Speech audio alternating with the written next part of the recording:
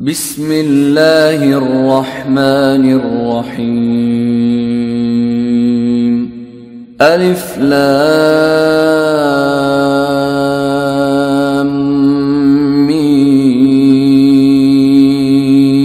را. تلك آيات الكتاب والذي أنزل إليك من ربك الحق ولكن أكثر الناس لا يؤمنون. الله الذي رفع السماوات بغير عمد ترونها ثم استوى على العرش وسخر الشمس والقمر كل يجري لأجل مسمى يدبر الأمر يفصل الآيات لعلكم بلقاء ربكم توقنون. وهو الذي مد الأرض وجعل فيها رواسي وأنهارا ومن كل الثمرات جعل فيها زوجين اثنين يغشي الليل النهار إن في ذلك لآيات لقوم يتفكرون. وفي الأرض قطع متجاورات وجنات من أعناب وزرع ونخيل صنوان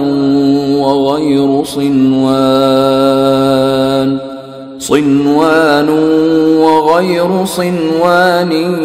يسقى بماء واحد ونفضل بعضها على بعض في الأكل إن في ذلك لآيات لقوم يعقلون. وإن تعجب فعجب قولهم أإذا كنا ترابا أإنا لفي خلق جديد أولئك الذين كفروا بربهم وأولئك الأغلال في أعناقهم وأولئك أصحاب النار هم فيها خالدون. ويستعجلونك بالسيئة قبل الحسنة وقد خلت من قبلهم المثلات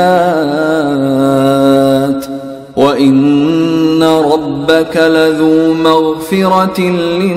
للناس على ظلمهم وإن ربك لشديد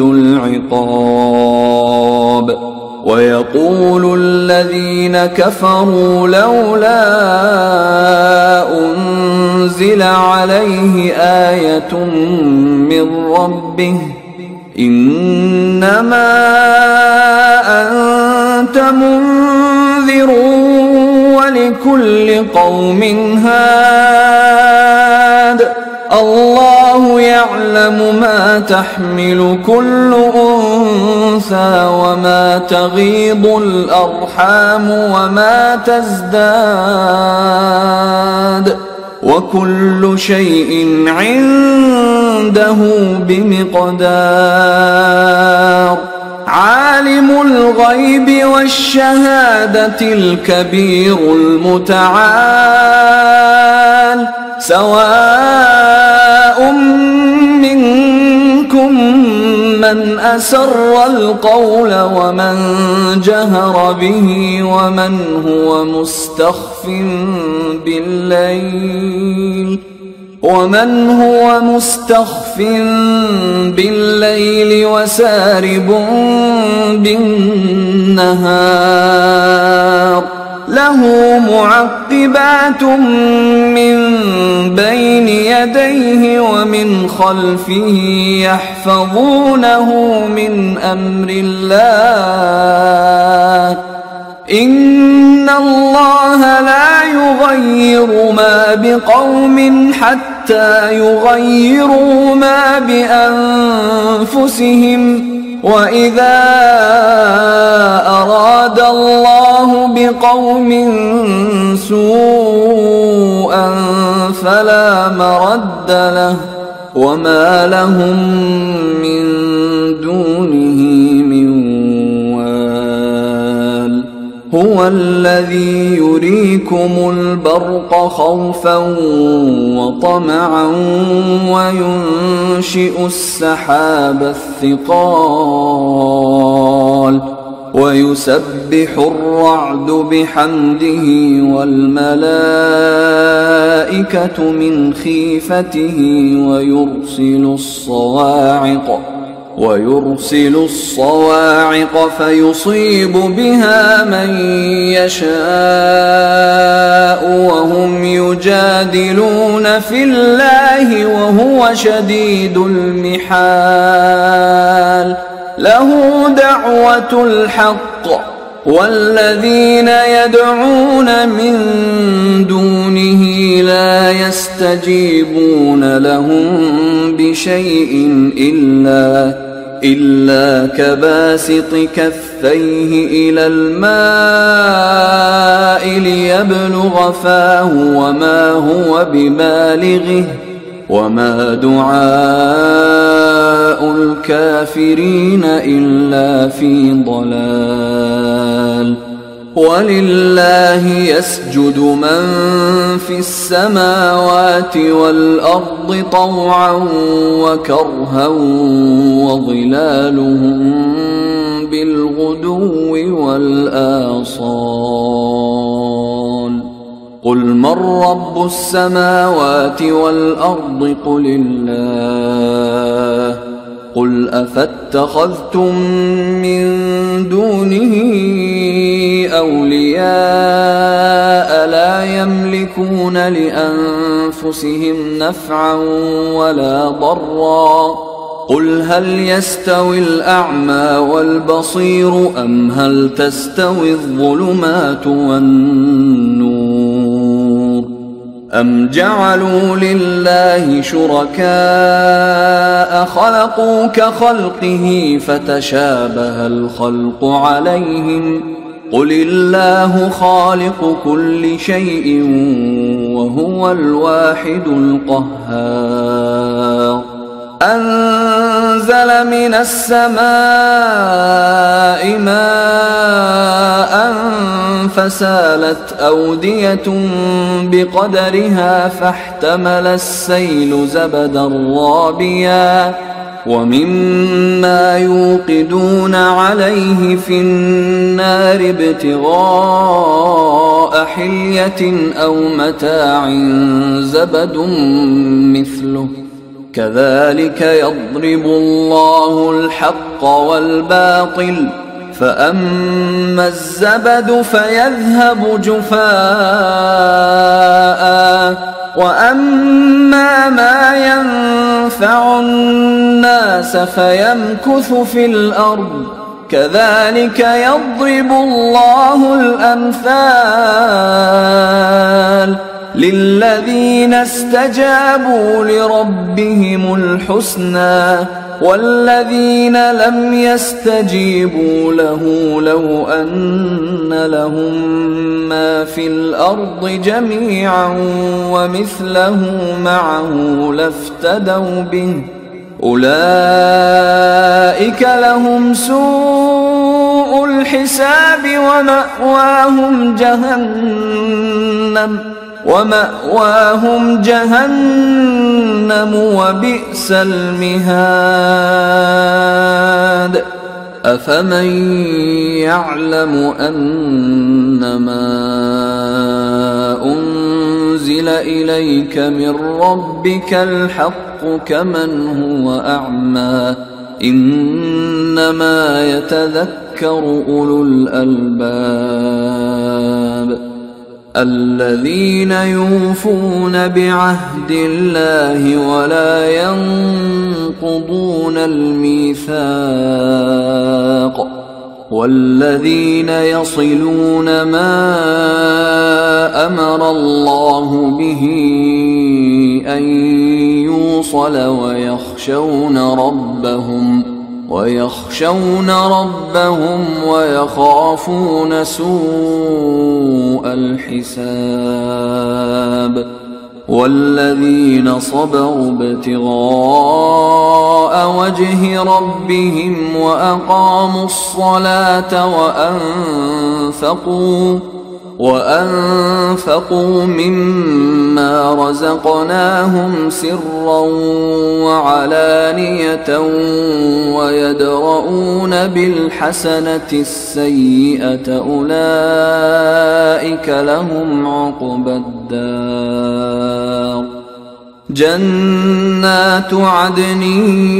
يدخلونها ومن صلح من آبائهم وأزواجهم وذرياتهم والملائكة يدخلون عليهم من كل باب سلام عليكم بما صبرتم فنعم عقبى الدار والذين ينقضون عهد الله من بعد ميثاقه ويقطعون ما أمر الله به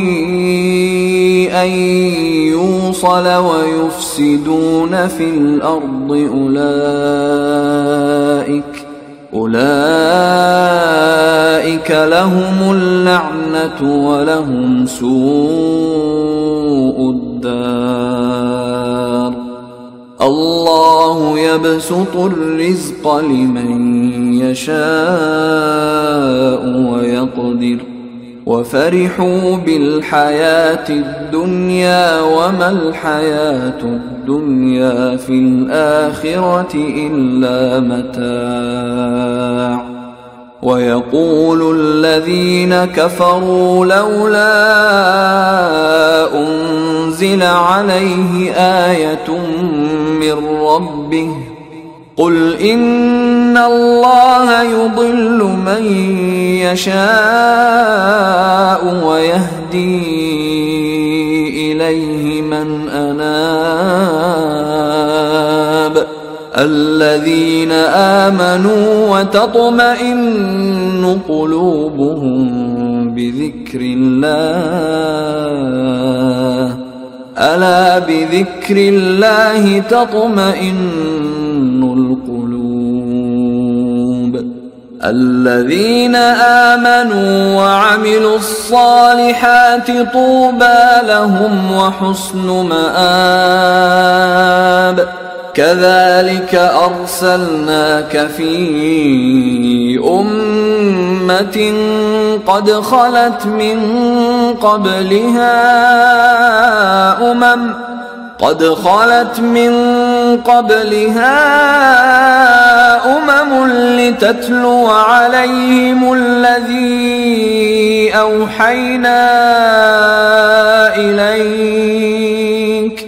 لتتلو عليهم الذي أوحينا إليك وهم يكفرون بالرحمن قل هو ربي لا إله إلا هو عليه توكلت وإليه متاب ولو أن قرآنا سيرت به الجبال أو قطعت به الأرض أو كلم به الموتى بل لله الأمر جميعا أفلم ييأس الذين آمنوا أن لو يشاء الله لهدى الناس جميعا ولا يزال الذين كفروا تصيبهم بما صنعوا قارعة أو تحل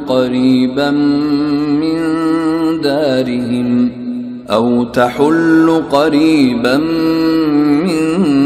دارهم حتى يأتي وعد الله إن الله لا يخلف الميعاد